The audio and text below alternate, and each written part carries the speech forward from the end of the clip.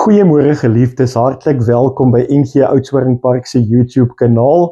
My naam is Quintus Skols, die leraar van die gemeente. Mag die Here jou ontmoet vanoggend net daar waar jy is. Dis my gebed dat jy sy teenwoordigheid en sy liefde sal beleef. Ons praat vanoggend oor hartsake. Ons praat oor genesing, oor vreugde en oor vrede.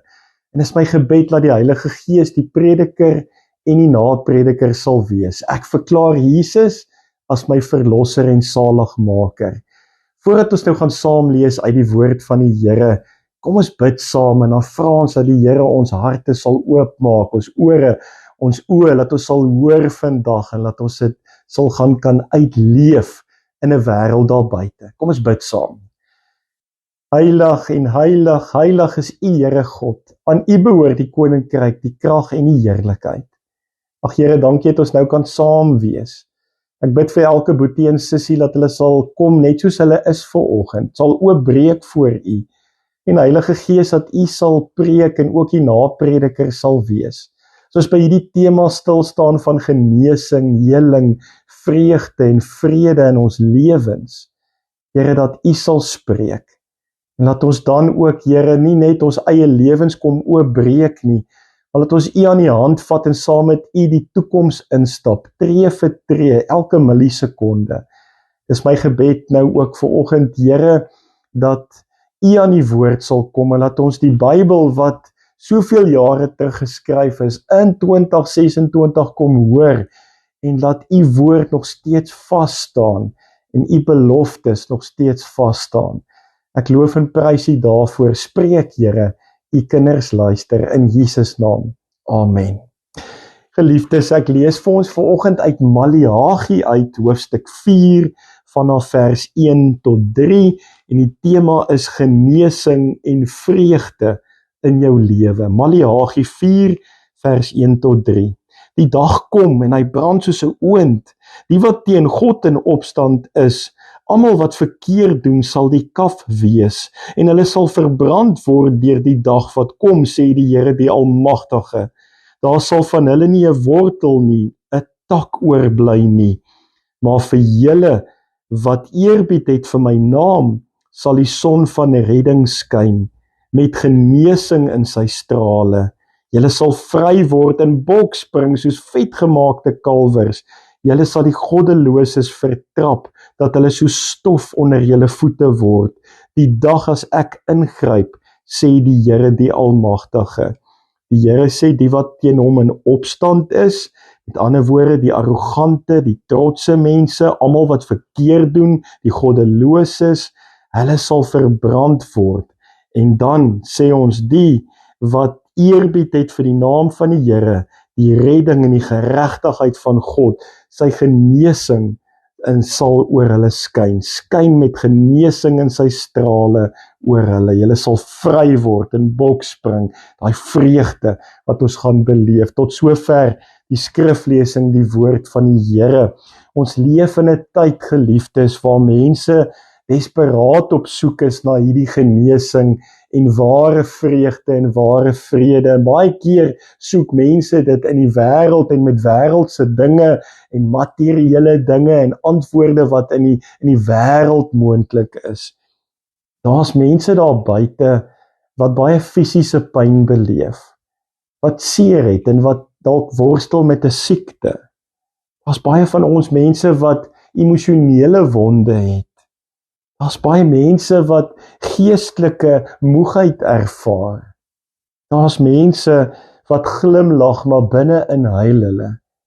Identifiseer jy dalk vanoggend met een van hierdie mense wat ek nou genoem het? Dalk is dit jy. Dalk is jy daai persoon wat met 'n siekte worstel of emosionele wonde het van die verlede, seer dinge en insidente wat in jou lewe gebeur het. Dalk is jy net moeg en afgemat. Of dalk is jy die persoon wat 'n gesig opsit, 'n screensaver opsit, glimlag, maar binne-in het jy seer en huil jy. Hierdie teks in Maleagi is die laaste deel van die Ou Testament, waar hy eindig met eintlik 2 beelde. Die een beeld is die brandende oond vir die mense wat in die sonde volhard, die mense wat God verwerp het, letterlik. Ons sien dis trotse mense, ons sien is arrogante mense, hulle doen verkeerd, hulle is goddeloos, en ons hoor iets van 'n brandende oond, en dan sien ons vir God se kinders breek die son van geregtigheid en redding deur in die teenwoordigheid van God, vreugde, en daar's 'n opgewondenheid saam met die Here. Ek gaan kyk na Matthew Henry wat hieroor skryf en sê, die son van geregtigheid niks anders is as Christus self nie, wat lig, lewe, genesing en vertroosting bring vir almal wat hom vrees. En hy wys daarop dat dieselfde dag wat oordeel vir die goddeloses is, vir die gelowiges 'n wonderlike dag van redding en vreugde is. En dit bring my vanoggend by hierdie punt uit, as ons kom praat oor genesing en vrede en vreugde in jou lewe, en ek wil by hierdie antwoord kom, maar wat is dan die antwoord in 2026? En my eerste punt is dit, Jesus bring genesing vir gebroke mense. Dit is net Jesus wat daai genesing vir jou kom bring. Daai vergifnis, daai vryspraak, daai heling, hy herstel, hy maak heel, hy vernuwe. Ek het na die woord gaan kyk in die Hebreëus wat beteken genesing, en dis die woord marpai. Nou marpai beteken heelmaking, gesondheid, vernuwing, herstel. Hy plak nie net 'n pleister nie, hy beloof herstel. Dit is wat hierdie marpai beteken. Jesus, as ons gaan kyk na die evangelie, het oral waar hy gekom het, het hy genesing gebring, vir die blindes, verlamdes, die melaatses, maar ook die wat gebroke harte gehad het. Ek lees in Jesaja 61 in die kontemporêre Bybel, 'n relatiewe vrye vertaling, lees ek die volgende in Jesaja 61 vers 1. Die Gees van die Here is op my, en omdat die Here my gesalf het om 'n blye boodskap te bring aan die sagmoediges, het hy my gestuur om die gebrokenes van hart te verbind. Hoe mooi klink dit, om die gebrokenes van hart te verbind. Hy het my gestuur om die te verbind wat gebroke is van hart. Die genesing wat Jesus bring, hy kom letterlik en hy kom verbind ons harte. Dit is nie net 'n pleister wat hy plak nie. Hy kom maak ons nuut, hy vernuwe ons, hy maak ons weer heel, hy herstel volkome. En dit is wat vir my so mooi uitstaan. Christus kom en hy genees. Wat genees hy? Hy kom genees jou skuld, jou skaamte, jou bitterheid, jou depressie, jou hooploosheid, jou sonde. Hy kom sterf vir alles aan die kruishout, en hy is so lief vir jou, hy ken jou op jou naam, jy is syne, en hy kom was jou skoon, en hy kom maak jou nuut. Die grootste genesing wat ek hoor wat hy bring, is die genesing van die hart. Ons is nie meer daai ou mense nie, maar ons is nuut gemaak deur die bloed van Jesus. Jy is nie meer wie jy 20 jaar terug was nie. Jy is nou 'n nuwe mens, nuut gemaak. Jy het vergifnis by God gekry, jy's anders. Jy stap saam met die Here die pad en jy's reeds 'n burger van die ewige lewe. Tim Keller sê, Jesus does not merely improve people, he makes dead people alive. Hy kom nie om jou produk net 'n bietjie te verbeter nie, hy kom verander jou in geheel. Ons praat van 'n metanoia, 'n ommekeer, 'n bekering wat plaasvind. Jy het in die rigting gestap en jy stap nou heeltemal in 'n ander rigting. Hy kom maak wat dood is lewendig. Dis wat Jesus kom doen het. Miskien sit jy vandag met 'n gebroke huwelik, dalk sit jy met teleurstelling of angs, anxieties, jy sit dalk met skuld of 'n verlies wat jy gely het, en dan hoor jy vanoggend dat Jesus se lig op jou kom skyn, 'n lig van genesing. genesing wat hy vir jou kom gee. Sy arm staan oop en sê, kom na my toe. Jy wat uitgeput en oorlaai is, hy wil jou daai rus gee, daai vrede gee. As jy vrede in Jesus vind, dan het jy 'n absolute vrede. Dan het jy daai genesing wat hy kom gee, want hy verstaan waardeur jy gaan. Hy ken jou lewe, want hy self is deur dit alles. Jesus ken jou hart. Hy weet hoe jy voel vanoggend. My tweede punt is, dis net Jesus wat vreugde gee, wat niemand kan steel nie. Want mense kom steel jou vreugde. Die wêreld kom hou jou so besig en steel jou vreugde en jou tyd en energie. Maar Jesus kom gee vir jou 'n vreugde en 'n vrede wat niemand kan steel nie.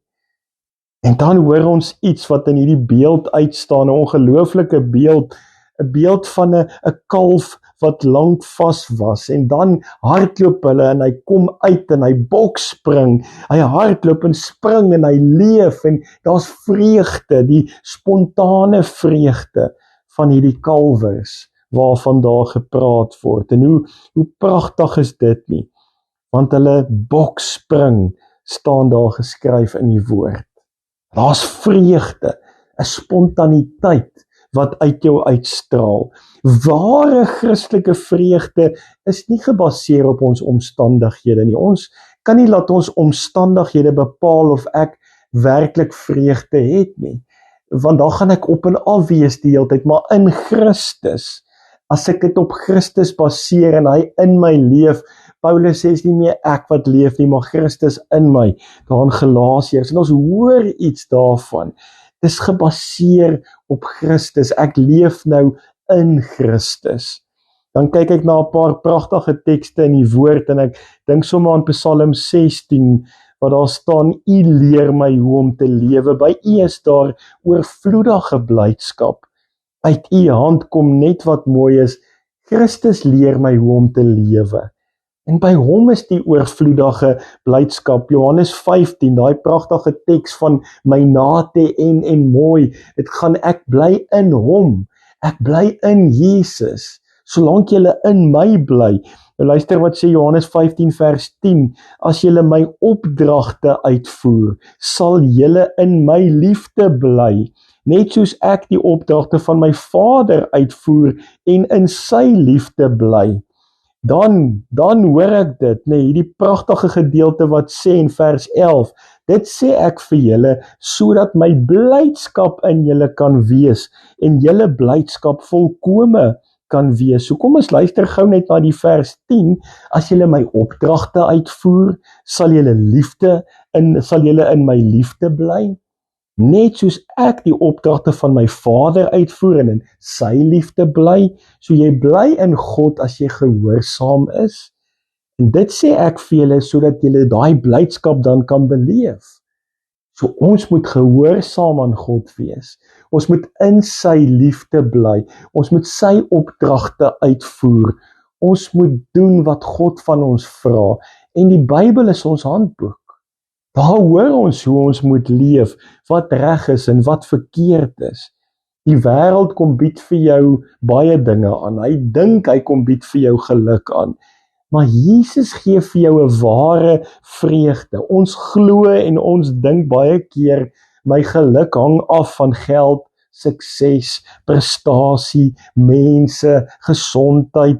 Maar eintlik hang my vreugde net af van Jesus Christus, my nate en mooi.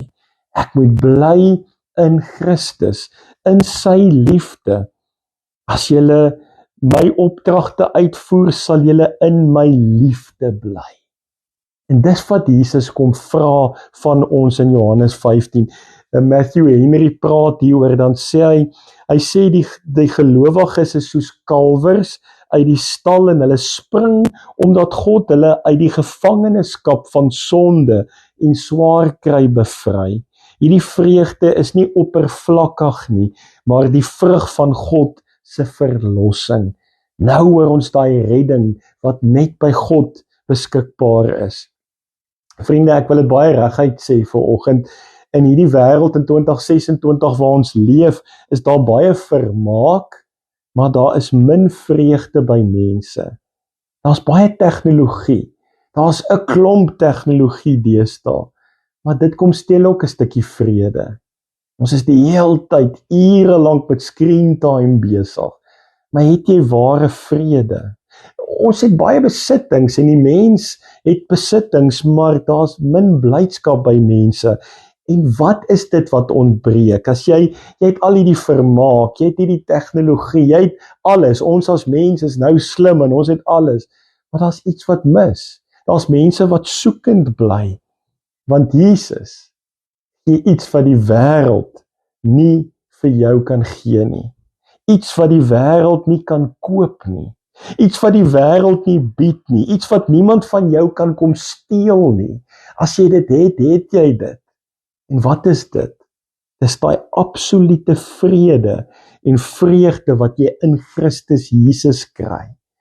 As jy kom stil raak en sê, dis 'n vrede wat ek van bo af kry, van God af kry, ten spyte van die storms om my en my omstandighede, dis waar ek stil raak in gebed en die Bybel lees en met God praat en sê, Here, hier is ek kom breek oop voor U, ek leef voor U, Here, wys U my die pad. En hy kom gee vir jou 'n stuk kalmte en 'n vrede wat alle verstand te bowe gaan, Filippense 4 vers 7. Dan kom ek by die laaste punt uit, die derde en die laaste punt, dat Jesus kom gee die vrede vir ons. Ek het dit nou so mooi gesê daar in punt 1, genesing vir die gebrokenes, vir ons harte, dit kom gee Jesus. Die tweede punt het ek kom stil staan en sê die vreugde wat niemand kan steel nie, kom van Jesus af. En dan die derde en die laaste punt, Jesus gee hoop, omdat hy uiteindelik oorwin, die kruis. Hy oorwin die sonde en die dood. En dan eindig vers 3 met oorwinning. En ek wil hê ons moet dit hier ook so hoor as ek dit lees. Daar staan geskryf, julle sal die goddeloses vertrap, dat hulle so stof onder julle voete word. Die dag as ek ingryp, sê die Here die Almagtige. En dit gaan nie oor wraak nie. Ons moet dit baie mooi hoor, dit gaan nie oor wraak nie. Dis God se finale oorwinning oor die sonde en die boosheid. En dit is nie menslike vergelding nie. Ons moet dit baie mooi verstaan.